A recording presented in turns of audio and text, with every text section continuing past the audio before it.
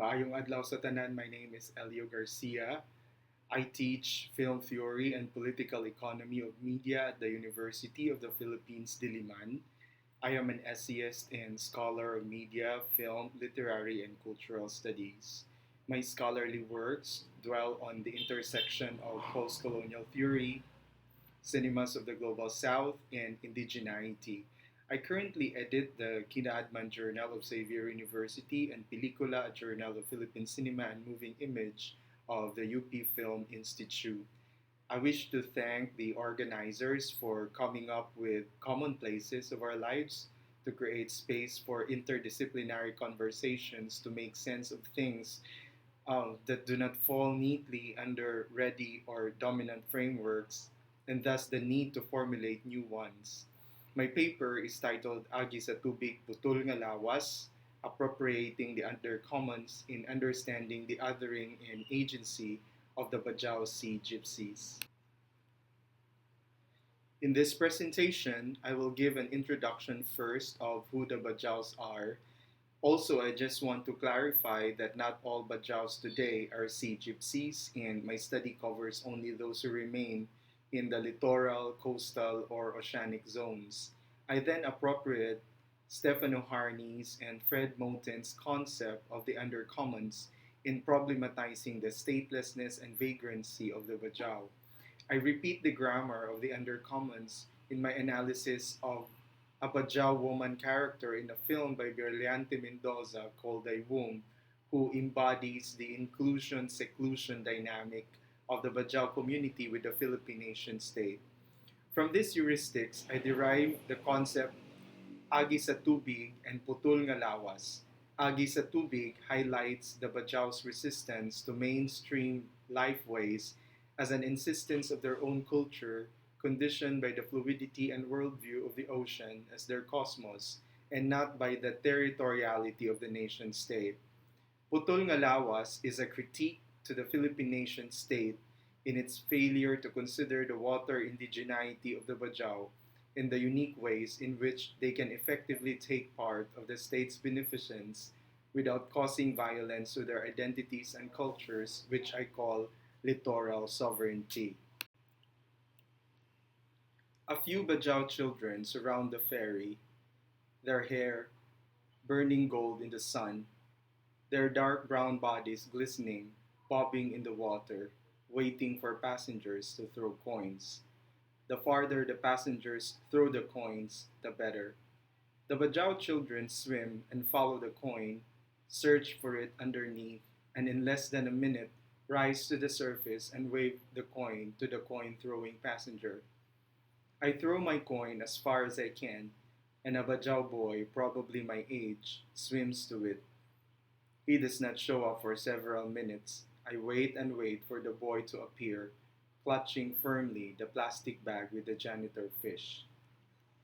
My body begins to tremble with guilt and power, feelings I could hardly name at this time, coiling like a barbed wire in my gut. After some time, the boy, coin in hand, emerges from the water, engulfs a large amount of air, and gives me a salute for a thank you. I breathe deeply and I realize I have been holding my breath for a while too. Mother says this throwing of coins should stop, or the Badjaos will never learn to find other means to live. Means to live. What does it mean to have means to live? That day was my first vivid encounter with the Badjao, also called Sama Dilaut, a Muslim indigenous community known as the Sea Gypsies of Southeast Asia. My seeing has been conditioned over the years by images of the Badjao begging in city streets. A young mother with a sleeping infant in her arms, boys and girls performing dance and music for passengers caught in infernal traffic, courting accidents on the road with their tiny drums, families sleeping in the gutters or under the bridge, hundreds of miles away from their originary seas of Sulu and the Celebes, south of the Philippine archipelago, whose waters are part of their identity and sustenance as a seafaring tribe. Another time, my uncle comes home to see his house being looted by a group of Badjaos who claim that what they are taking are theirs: clothes, pots and pans, car tools, copper wires, food. An altercation takes place and leads to violence. My uncle, outnumbered, decides to let his stuff go. He knows it does not make sense to call the police or explain to the Bajau the concept of ownership or rights over property right there and then. It does not mean that my uncle is wise or forgiving or generous. He simply realizes the probable reason behind the Bajau's entitlement and their refusal to give back what they believe is theirs. How indeed can he incriminate for theft those who have been systemically dispossessed of life and habitat by the state for several decades? Those that the state has neglected but govern and interpolate only symbolically. Those that have been framed as aberrations of civil society so that the state as a form of legitimate order can come into being. Though I have no right to speak for the Bajau, I take the risk in suggesting that their claim inherent in the taking of my uncle's things is political, a defiance against the law as a state mechanism which must have no power over them. That is, because the law's benevolent power to ensure their rights as citizens is withheld. State law cancels its legitimacy to enact its discipline. For centuries, the Bajau as a water indigenous peoples have been following the flow of the fish, tides, and seasons. They crisscross the Sulu Sea in southern Philippines and the waters surrounding the Sulawesi in Indonesia and survive one of the world's most dangerous waters due to high policing and piracy. During encounters, the Bajau do not pick up weapons but flee to avoid danger. Generally undocumented, the mobility of the Badjaos as prey and post-national subjects complicates international borders. In Malaysia, they are charged as illegal immigrants, jailed, and then deported to the Philippines. In the Philippines, the deported are met without government programs that cater to their needs. With no official state and official nationality, and accorded with equal rights, the Bajau had for a time no schooling, healthcare, access to government provided social services. Those who moved inland, having no previous experience with mainstream society, lived in squalid environments and became beggars in cities. The original subjects in the theory of the undercommons are, of course, the black people of America who have been systematically dispossessed and whose labor was crucial in building America. And yet they are framed as aberrations in civil society, people with debts, poor, homeless, uneducated, prone to crimes, unruly.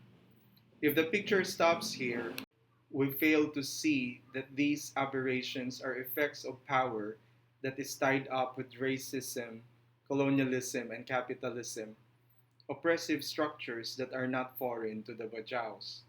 In Moten and Harney's concept of the undercommons, subjects inhabit the chaos in the now, not as outside law or order, but in the very condition of it, that is, the undercommons' refusal to any form of legibility, their illegibility or incomprehensibility, their resistance to order and being the disorder that dominant optics see as threat is in fact not the threat.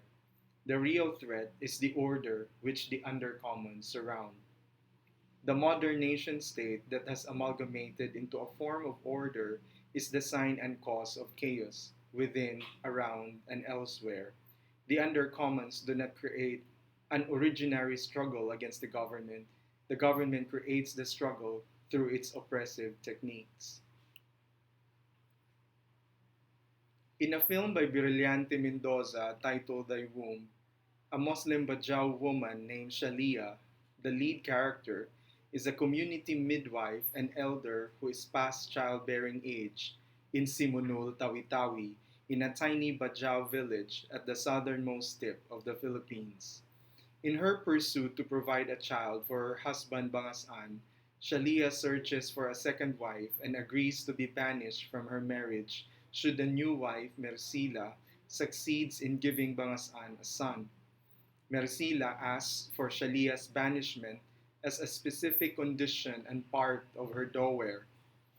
Mersila gives birth, and Shalia in the end is removed from her marriage with Bangasan. Shalia's barren body literalizes the failure of fertility, but as a social body, Shalia makes possible the dynamic life of a subaltern community that insists to survive in ways that the state finds difficult to comprehend. Shalia's infertile body is a paradox of the survivance of the Badjao as a social body. Thy womb so tours the method of Shalia's exclusion from the marital institution with the grammar of exclusion of the Badjao by the post-colonial Philippine nation state. The exclusion of Shalia from the marital structure, while responsible for completing and edifying it, parallels the Badjao exclusion from the nation state. The constant movement of the Badjaos confuses national imaginaries because the ocean is transnational, may be encompassed by political and economic rights of nations, but blind to the cultural currents of peoples living on water. The situation calls for conversations that go beyond the religious and the political and make way for water indigenous tradition, thus Agi sa Tubig. And according to Father Alejo, to follow the flow of the people, trade, or the metaphors, and explore richness and highways between and among these countries with cultural connectivity. Agi sa Tubig highlights the resistance of the Badjao to mainstream lifeways as an insistence of their own culture conditioned by the fluidity and worldview of the ocean as their cosmos, and not by the territoriality of the nation state. It celebrates, rather than discriminates, the fluid agency of the Badjao in determining their means of survival. The exclusion of the Badjao, instead of seeing it as unidirectionally affected by the nation state, is essentially met and enacted by them who remain temporally incommensurable, competing and simultaneous with the sovereignty of the nation state. The Badjaos assert to live fluidly as Putol nga Lawas, connected to the nation's political body but considers the littoral and amphibious properties of the community not in homogeneous continuum with mainstream nation state, but in diversity with it by according it its own unique space-time. Putol nga Lawas advances what I call a littoral sovereignty which I propose as the freedom to uphold the political, economic, and cultural rights of the Badjao over their ancestral waters. As a recognition of this rootedness on water, littoral sovereignty influences the way the Badjao behave when they inhabit inland. Littoral sovereignty challenges traditional optics on indigeneity as always previously defined by inhabiting land, thus politically and legally operating within state sovereignty, but never as fluid, continuous, rough, and undulating such as ocean waters. Littoral sovereignty critiques the nation state's interventions that deal with water based subalterns through modernist methods that fail to comprehend their worlding, their ways of being, living, feeling, thinking. In conclusion, the grammar of the concept of the undercommons in its relation to power and the freedom that is enacted by Shalia as an individual and the Badjao as a subaltern body allow us to think of freedom not from the state, but freedom to be with the state. Freedom in this sense is not severance nor separation, not integration nor assimilation, but recognition and protection of sovereignty, of difference. Freedom with means a perpetual outsiding to remain inside, the right to remain as a disorder and a chaos, where order is the structure with which oppressive forces are enacted by the hegemony, and the undercommons do exactly the necessary work of justice, equity, and diversity. Daghang salamat ug maayong adlaw sa tanan.